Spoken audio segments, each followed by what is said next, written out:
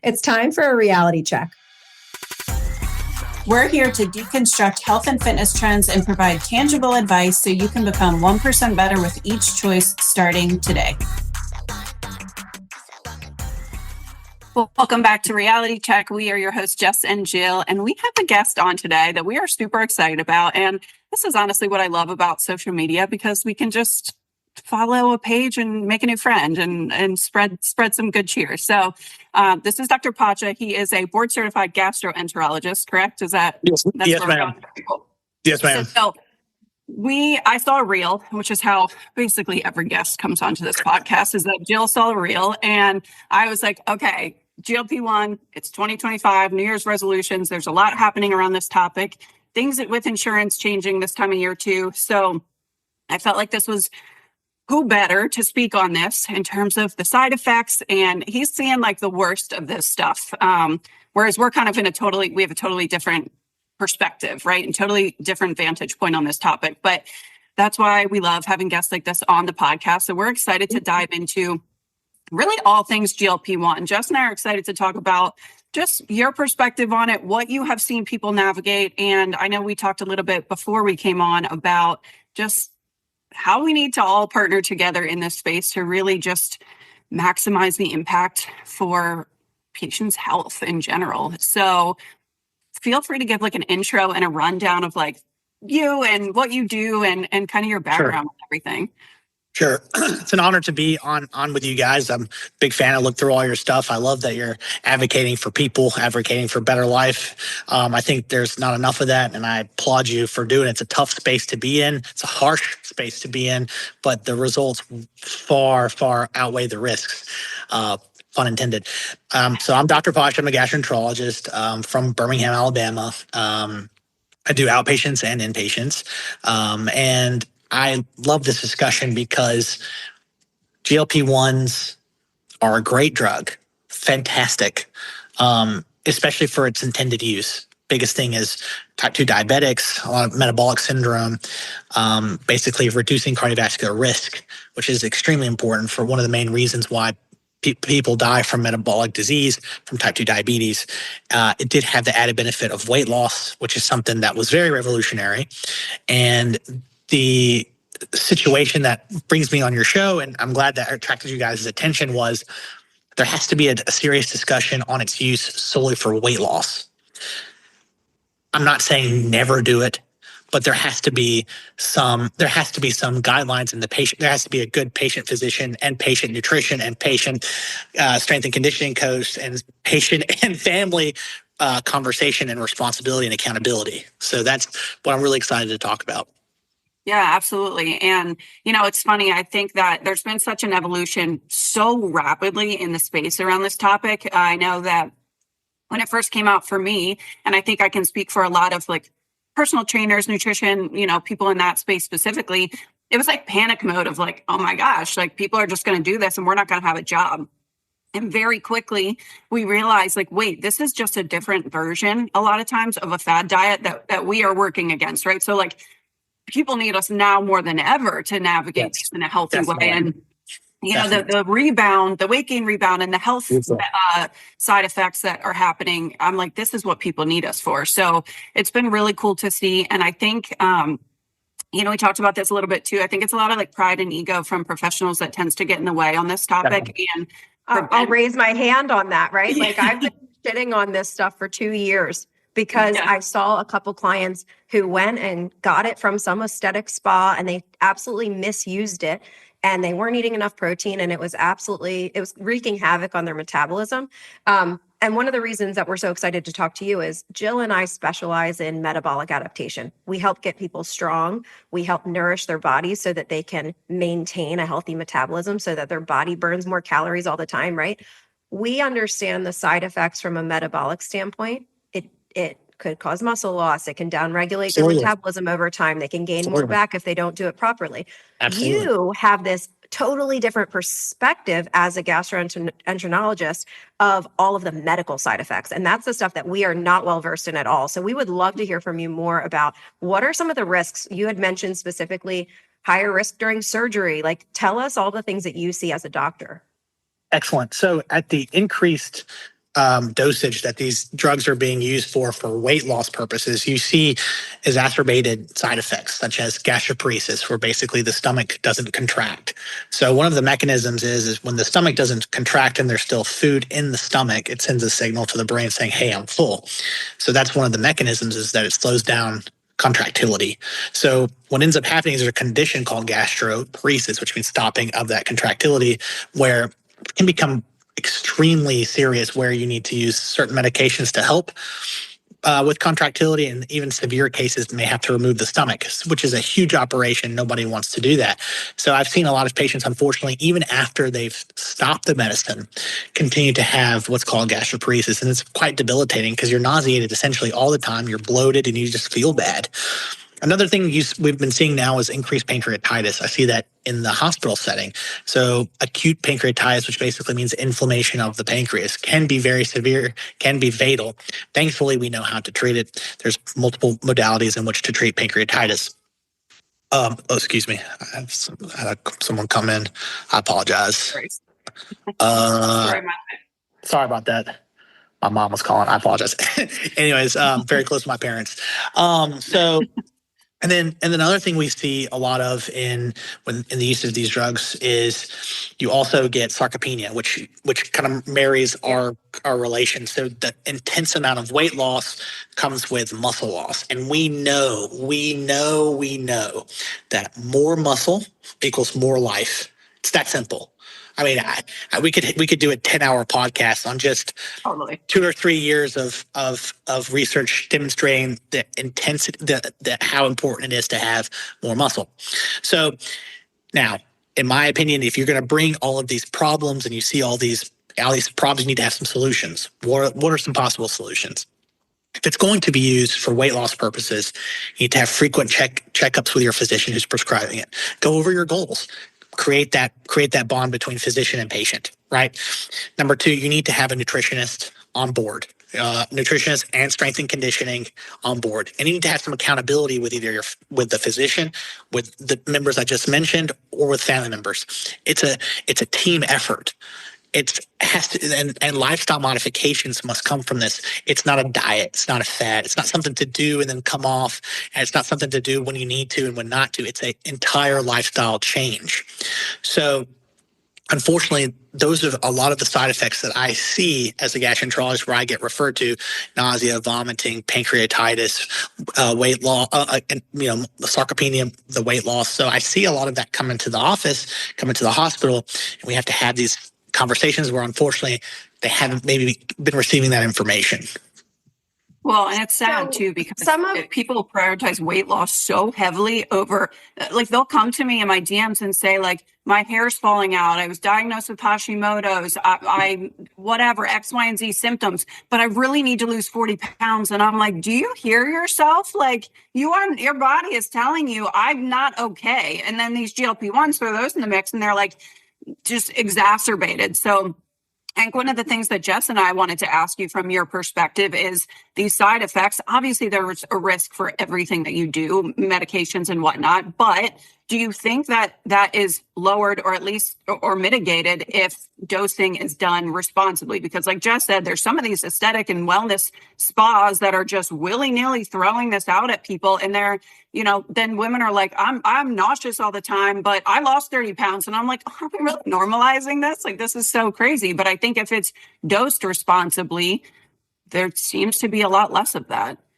And I have a follow-up on that too. So these are two different questions, but I think they kind of go hand in hand. Yeah. All of those the symptoms and the scary side effects that you just talked about, I am less familiar with the pancreas, right? But the other things that you discussed are very commonly associated with any severe dieting and malnourishment. Like you see Beautiful. Yep. severe, like you see bodybuilders who are in severe deficits, not taking care of their body, under consuming calories. They start to have some of those symptoms of the stomach, their digestion slowing down, having constipation and bloating issues, nausea. Beautiful. You see this, it's like I heard this from another person on a podcast. They called it medically induced anorexia, but it's like, seriously, people who have serious anorexia start to have a lot of these issues of the hair falling out, the stomach issues, the digestive tract things, gaining the weight back because they've lost it so quickly and severely. That's a big thing. Yeah, that's a big thing. So how much of this stuff is just a side effect of malnourishment that could be prevented with increasing protein and nutrient intake during, and how much of it is the actual drug side effects itself? That's an excellent question. Excellent question. I would probably venture on the latter. If you're going to use the medication for pure weight loss and you're able to supplement with protein, with nutrition, with lifestyle modifications, with going to doing resistance training, doing anaerobic training, that's a great question. I think side effects would probably be mitigated. That's an excellent point. It has a space. I just wonder if the dose, since it is much more than when you're using it for type 2 diabetes mellitus, I wonder if that is purely from the drug itself. Because I have seen patients that have started the patient have been started on the medicine and have done all of the correct steps and still have debilitating gastroparesis, Wow. and that's And very challenging. well, I'm sure that there's lots of different examples, but what does an average dose look like in those cases? that you're Great seeing question. at? So a lot of times we start the medicine at 0.25 to 0.5 and go up to 1 for type 2 diabetes mellitus. This is what I've been seeing in endocrinology journals. It can be as high as 1.5. The starting dose for weight loss is started at 2.5. So you can see from where you potentially can start to where Wow. it's a big difference. The dose is a big difference, which exacerbates the desired effect of less eating, right? The signal to stop eating. The thing that's scary to me is that a lot of the obesity studies show that when people come off of fads and diets and even off of this medication, they not only do they gain the weight back, right, but they also gain 5% more. So you combine that with the sarcopenia, so they're double fat, right? Yeah, So your body fat went up. their actual body fat skyrockets, and we know Right. out of the 3 types of, I'm trying to make it as simple as possible. If you have a person who's thin with a ton of fat, it's bad. If you have someone that's very obese with a ton of fat and low muscle, very bad. If you have someone who is lean with a lot of muscle and low fat, this is a very good composition. But you know what else is a good composition? Someone who may have a little bit of fat but also has a lot of muscle. Yes. So we again, Being under muscled is the problem. is such a big problem, and that's something I hope that when your listeners hear something simple, okay, more protein, more muscle, more life. But you ask an excellent question. Is it the drug or is it the fact that people aren't doing everything that's required? That's a fantastic question. And I hope, I think I'm hoping for and thinking that it's most likely the latter. Without all of the components, the side effects are exacerbated. Yeah, That's what it seems in our experience. So in the past, I probably have had about 90 clients in the last 3 years. I've only had 7 who have been on one of these GLP agonists.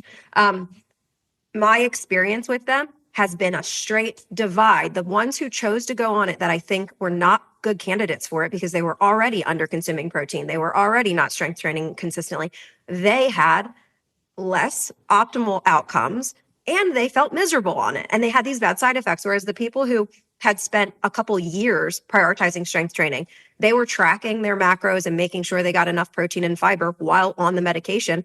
And we recommended somebody to work with them. And it's a compound pharmacy that starts at very, very low dosing, far lower than what you just said. Yeah.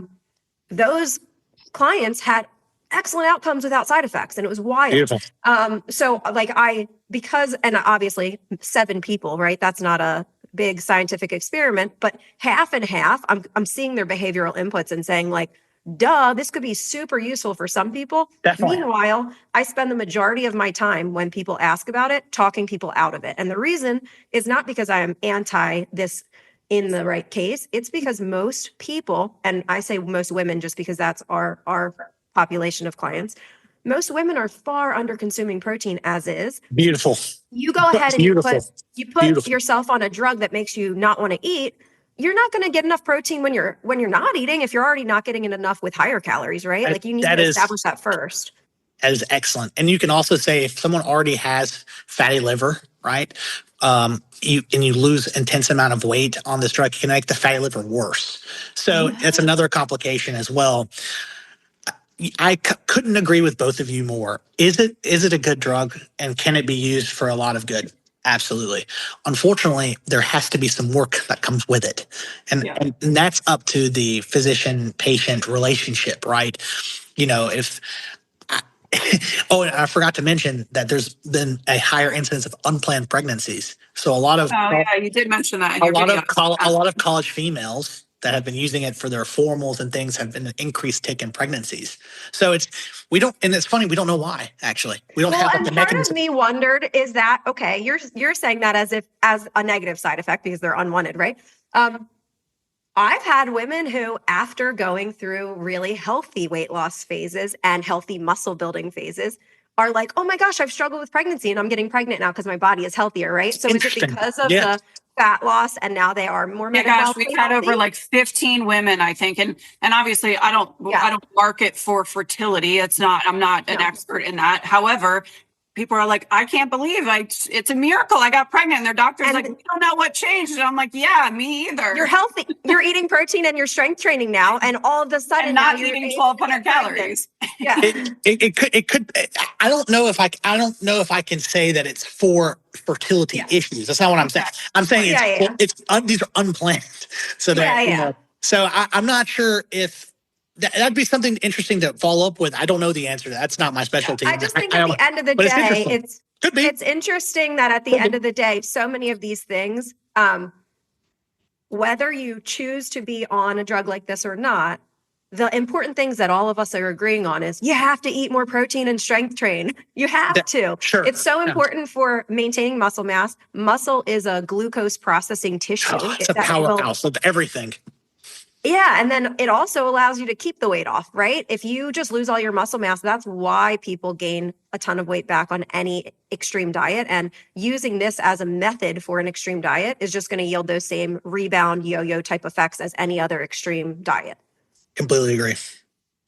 I wondered too, from your perspective, we've seen, or I've seen specifically, I think more talk around, like, I think one of the arguments from a lot of personal trainers in the space was, oh, there's a black box warning for thyroid. And now I'm seeing, hey, this can help with X, Y, and Z, or there's microdosing talk in terms of like, I don't know if it's systemic inflammation or really like what the angle is there. I haven't read enough research about that topic specifically, but what are your thoughts on like microdosing or like long-term usage if we're doing all of these things? Like, have you seen that there are like, or read in research that there's health benefits to that in certain scenarios? Excellent question. I can tell both of you are on top of your game. There has been a lot of they're trying to find indications for this drug for everything, whether it be from any autoimmune disease to weight loss to type 2 diabetes. That is one of the most chased avenues in medicine currently.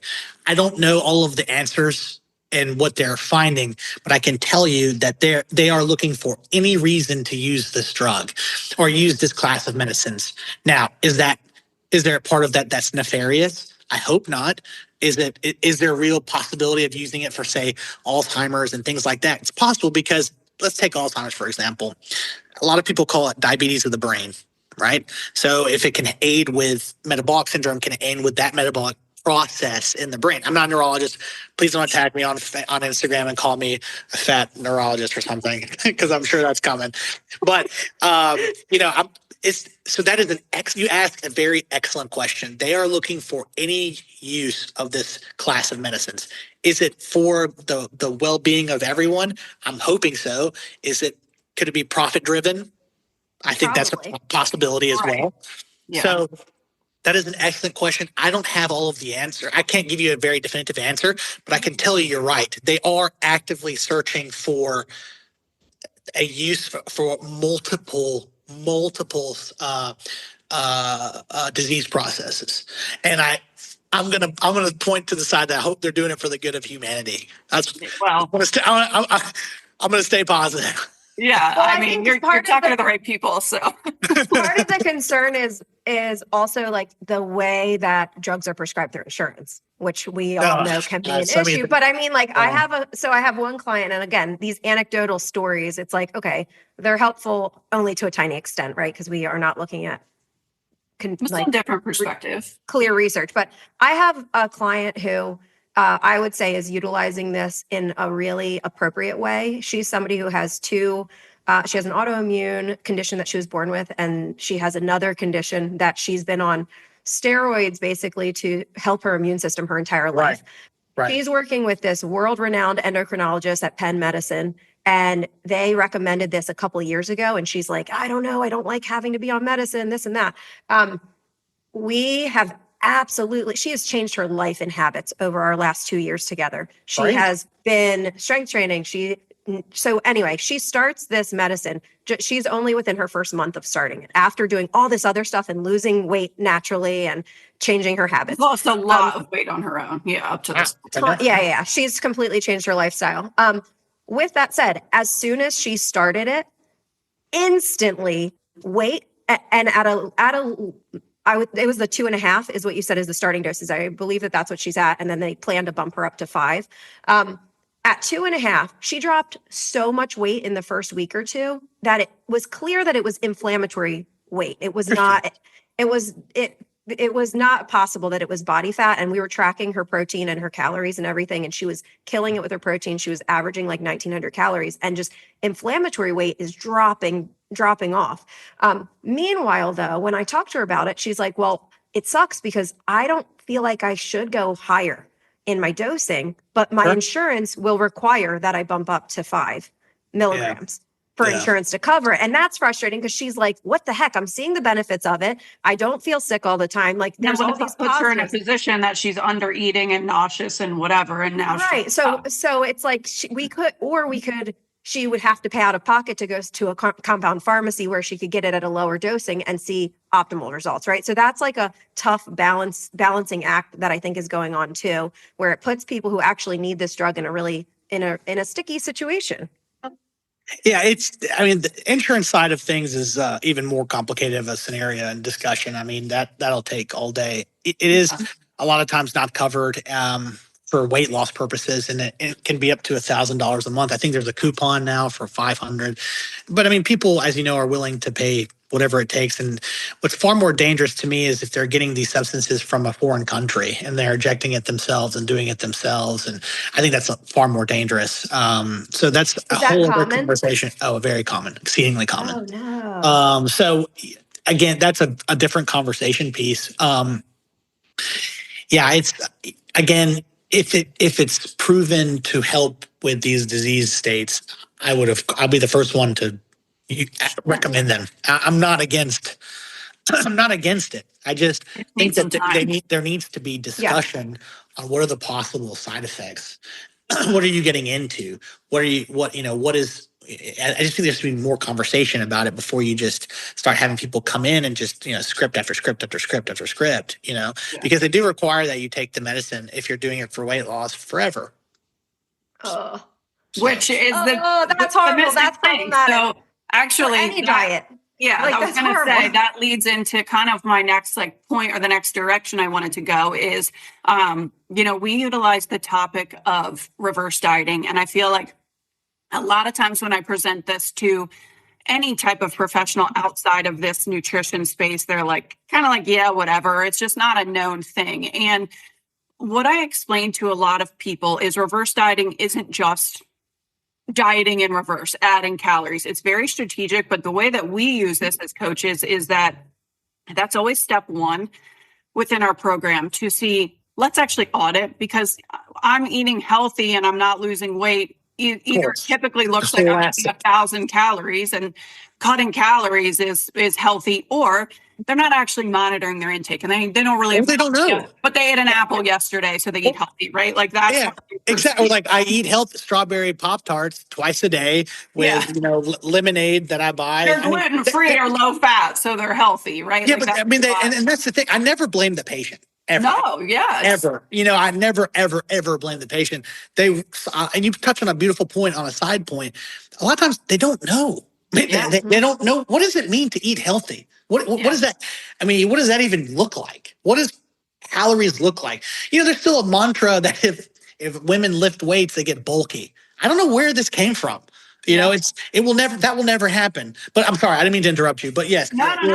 You're right. There's all of those nuances, right? And like sometimes I'm like, I should just go work at Costco some days because I would be really happy. But like, then I hear women message me and say these things, and I'm like, oh my God, like I have a responsibility to like continue saying the same thing over and over and over again.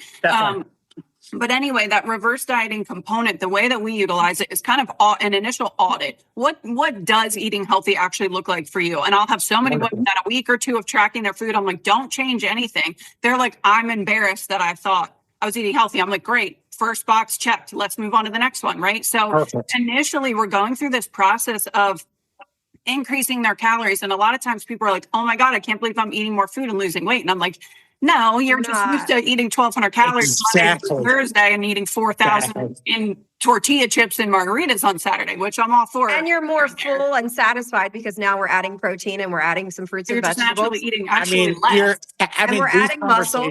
Yeah, these conversations never happen.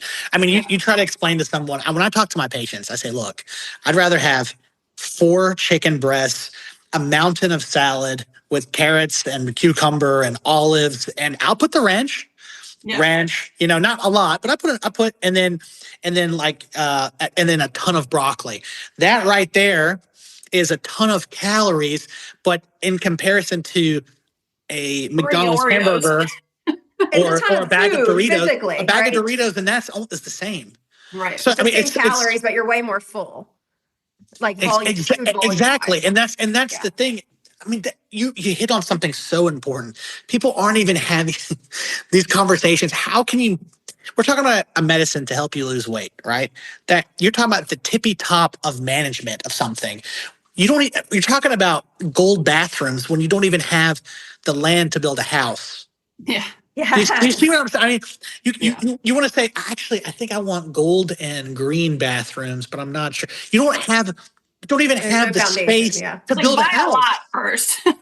Exactly. That's beautifully said. Couldn't agree with you more. Couldn't agree with you.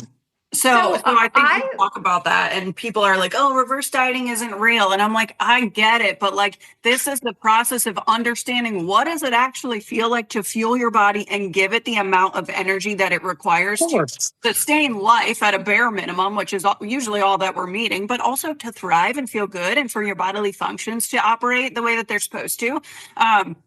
So that reverse diet process is that, but also it's learning how to strength train. We're often pulling women out of Orange Theory 6 days a week and saying, relax, go for a walk, go to bed at 10 p.m., get off your phone, and then go lift weights 3 days a week.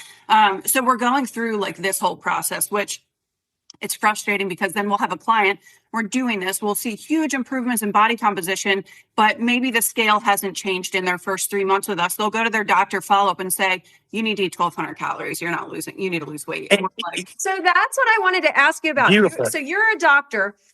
We really, really appreciate seeing a doctor. I've seen your squat videos on Instagram. I love seeing a doctor lifting weights because practice what they preach too. Practice what you preach. Absolutely.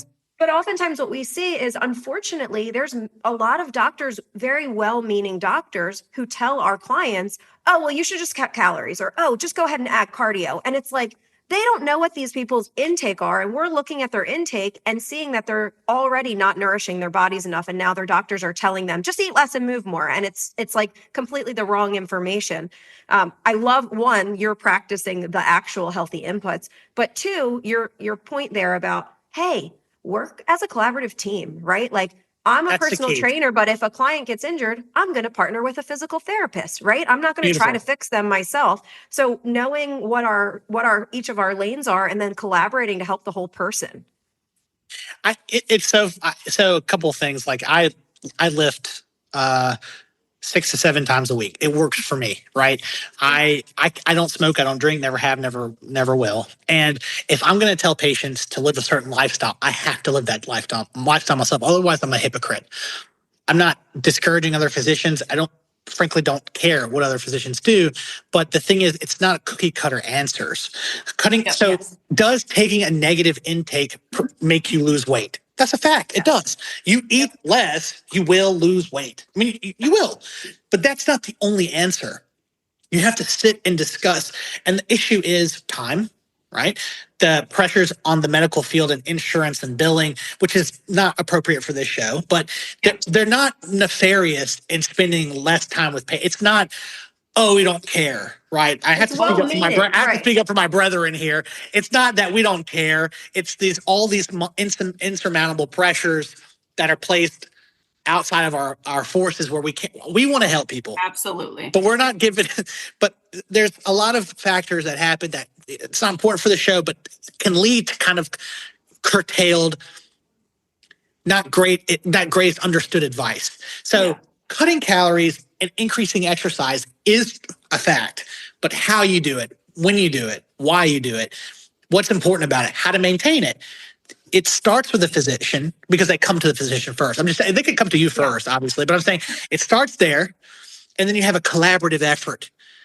That's where you get the milk. That's where you get the honey. Is that you can have this collaborative effort, and then that's how it grows, right? Yeah. So you're totally right that unfortunately, not all physicians maybe have the time, or they don't think, okay, how can I get a team here? Because I'll give you an example. You have a person come to me and say, I want to lose weight. Okay, go through it all. I'm going to recommend it. Now, nutrition isn't covered by insurance, so they're going to have to pay for that out of pocket. The medicine isn't covered by them. They have to pay out of pocket. To go get a gym membership they have to pay out of pocket. Pay a personal trainer, going to pay out of pocket. It's expensive. I know you have to prioritize your health, which I agree with, but it's also getting that optimal team is very hard too. So it's navigating those circles. So, using other people and trying to find a way to work with insurance, or try to work with them on trying to have maybe the gym partners with that practice, and they have lower rates for, for first timers, whatever. But it's everybody has to chip in somehow. I know. This is like genuinely, like, this very specific topic is probably what keeps me up the most at night over anything, because I'm like, what do I do? Should I just door knock? Should I just go city to city and door knock on every single facility and say, this is who I am, this is what I do, refer to me? Not for business, because I'm like, how do I fill this gap? Like, what is my duty and responsibility in my position? Just like you take a Hippocratic oath, like, what is mine? Like, what do I... And social media, like I do, we talk about this among my team of coaches. I'm like, sometimes I do silly marketing things, but like, I need to get as much attention as I can so that I can bring these people in and say, hey, we can help. We're going to do differently, right?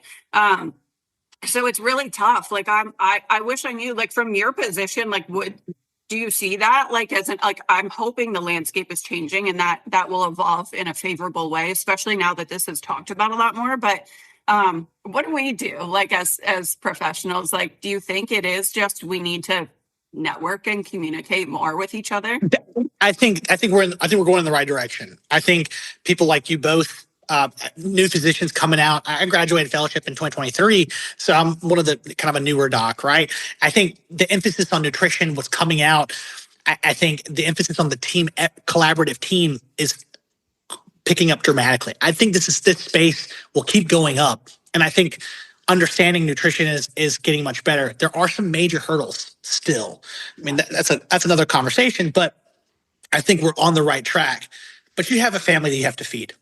Your partner has a family they have to feed. I have to feed my family, right? So it's so multifactorial. But if we can get it big enough, we'll get the support.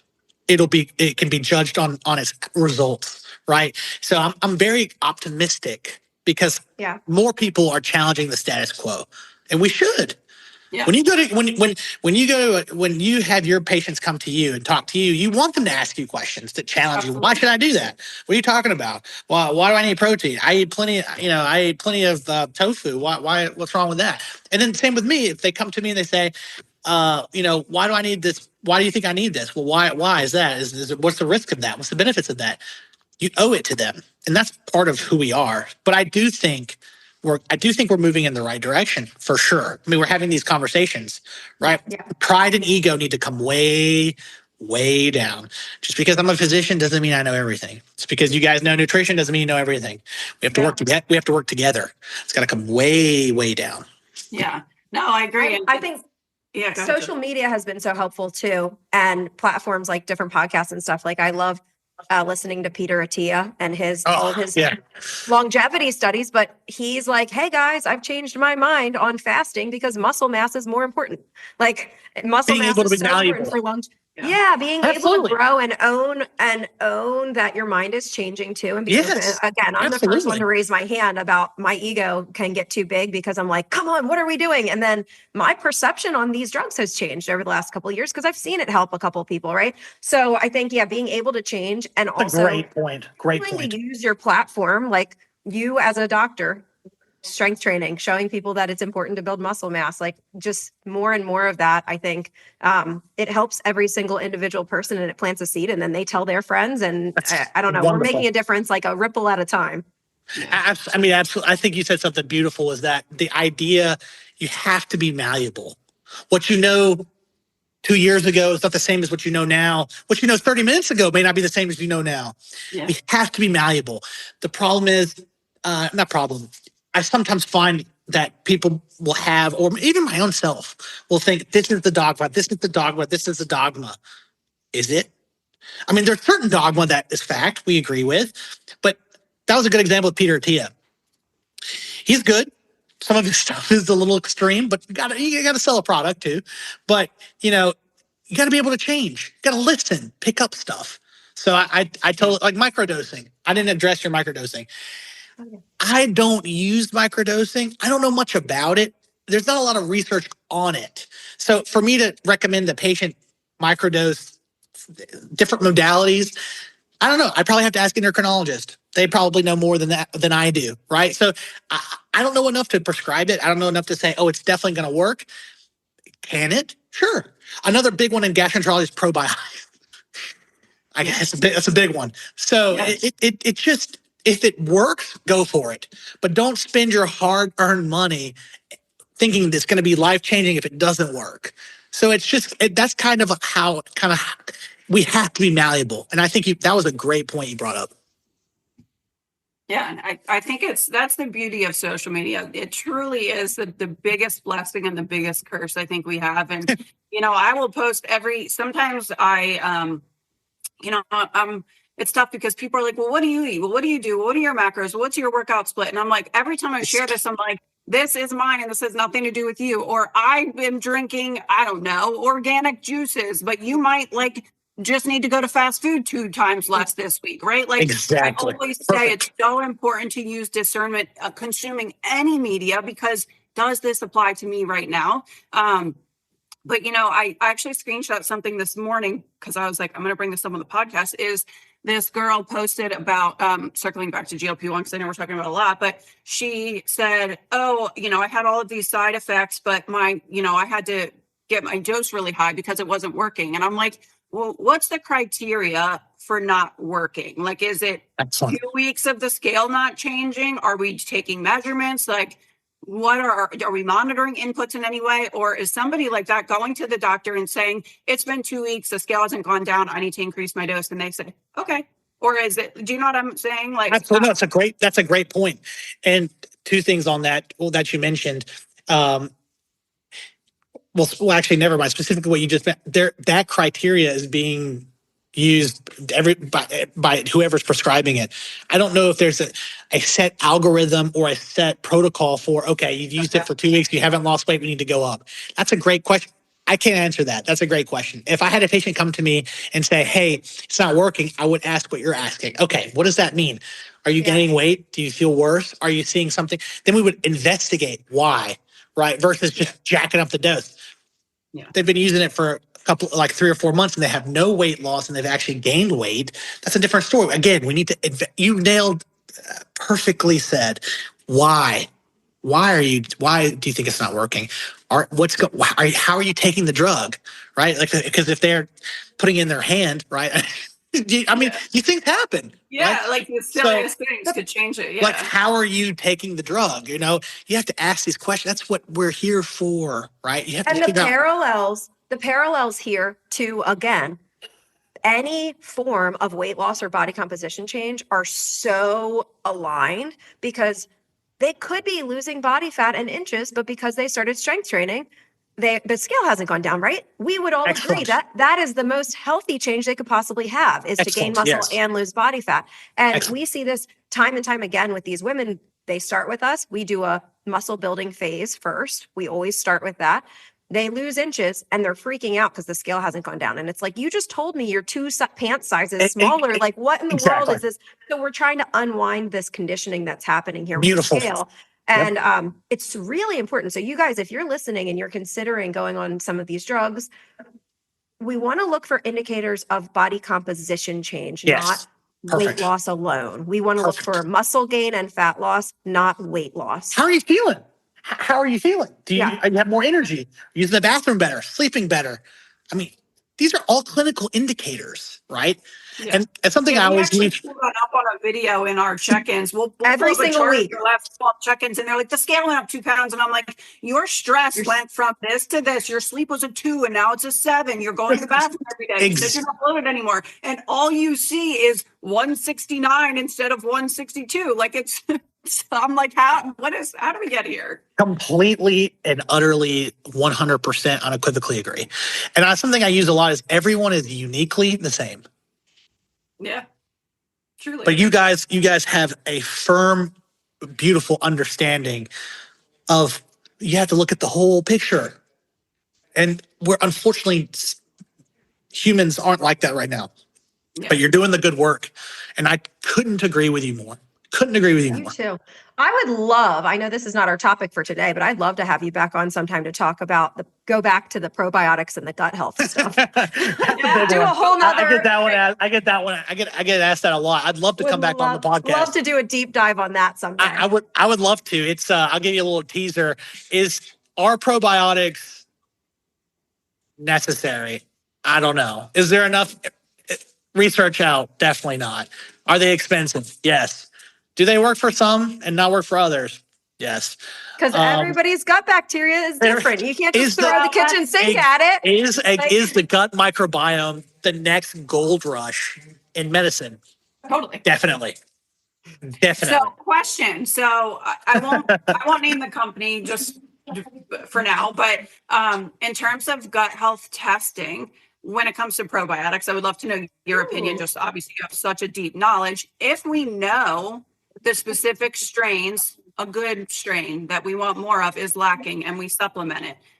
You know, I've read a lot in the functional space about rotating probiotics is important because what's the point of just taking the same strain over and over and over? So is there a benefit? Now, of course, before I continue with that, I'll back up and say, I know that if we have a well-rounded diet and fiber and diet variety and all those things, we should not need probiotics, right? But obviously the reality is sometimes clients take greens powders and I want to bang my head on the wall, but it is what it is. It's better than nothing, right? So sure.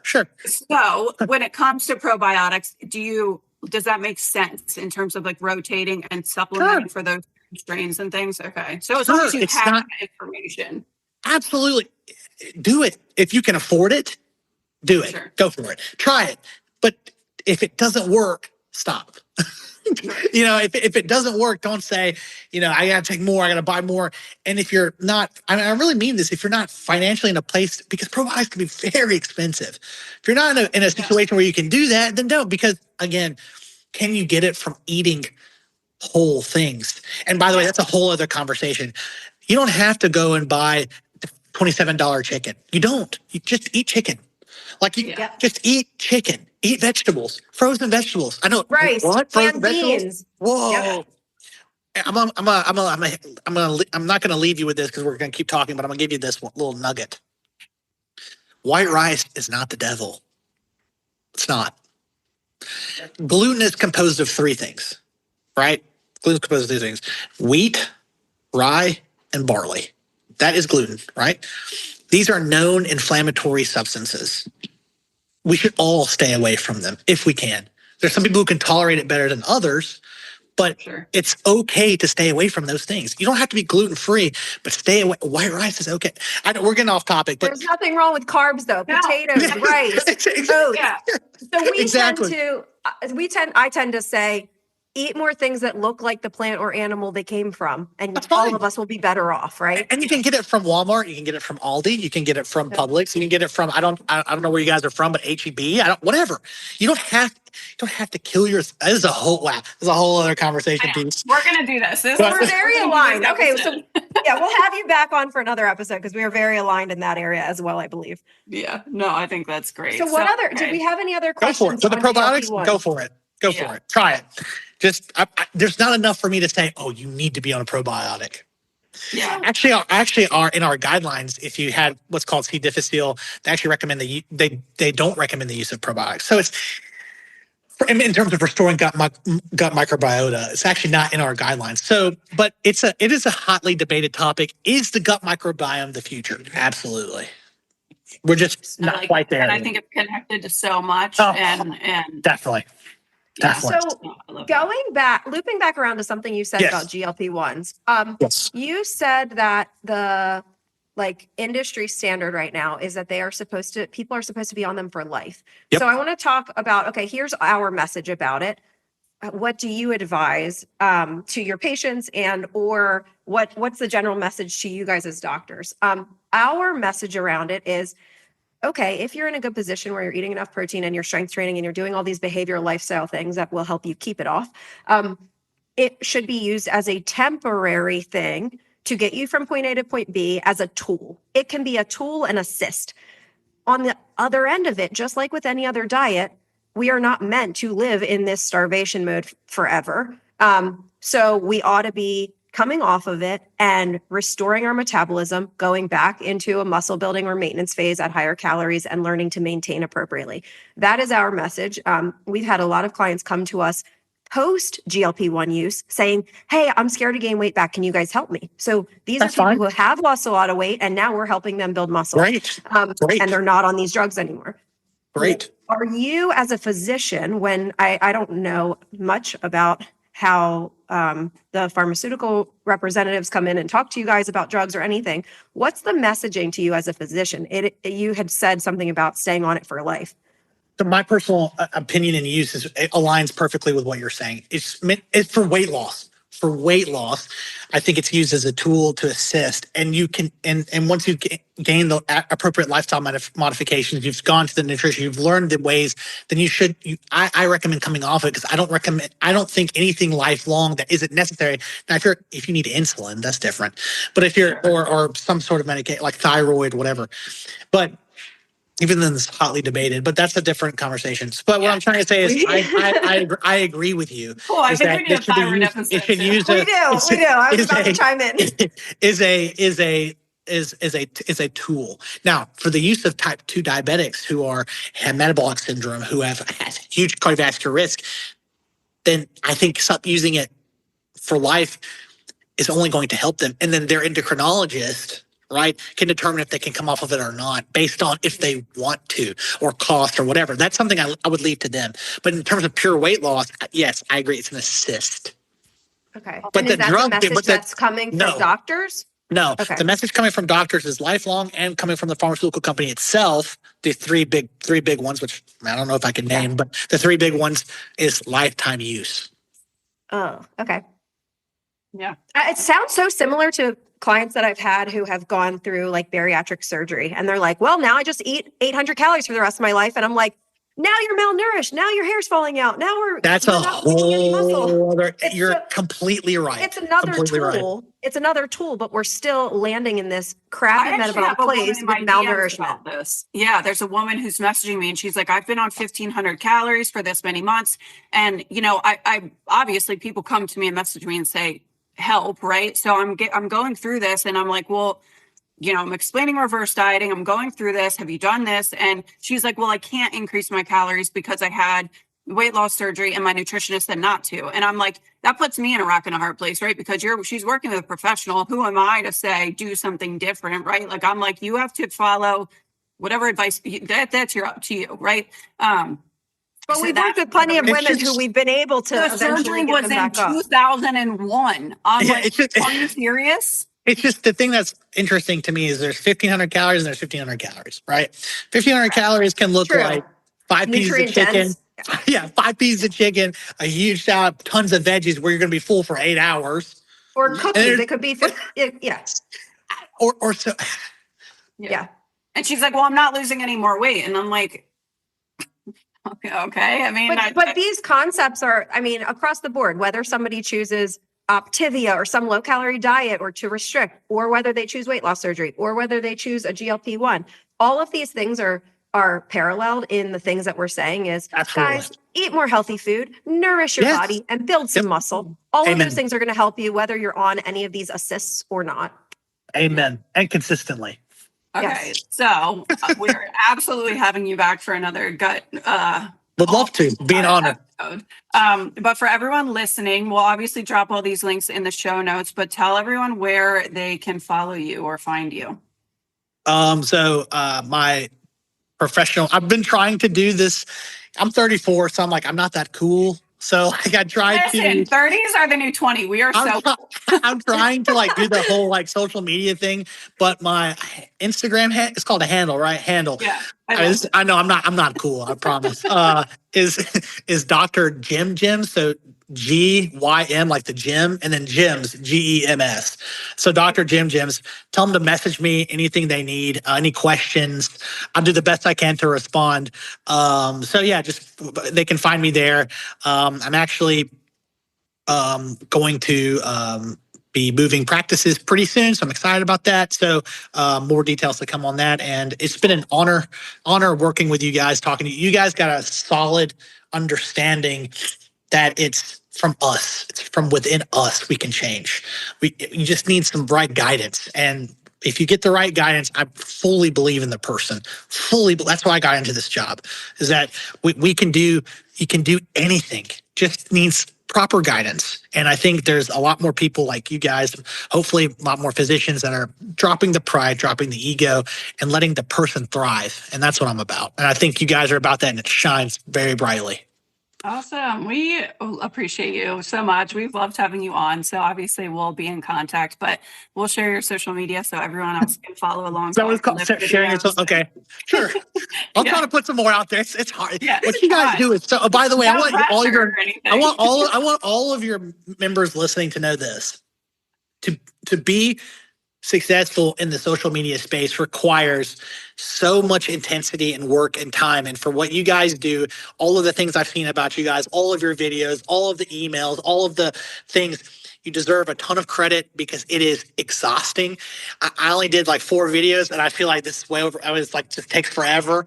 And just 4 videos and you just go viral. Like you want to run my social media account? You know, but I'm just saying, like, no, I'm not viral at all. But what I'm saying is, you guys deserve a ton of credit. Keep doing what you're doing. You guys are making a huge difference, and it's an honor to be a part of it. So thank you. Thank you, and right back at you. Thank you for all the work you do. Thank you so much. That's all for this episode, guys, and we will see you next time.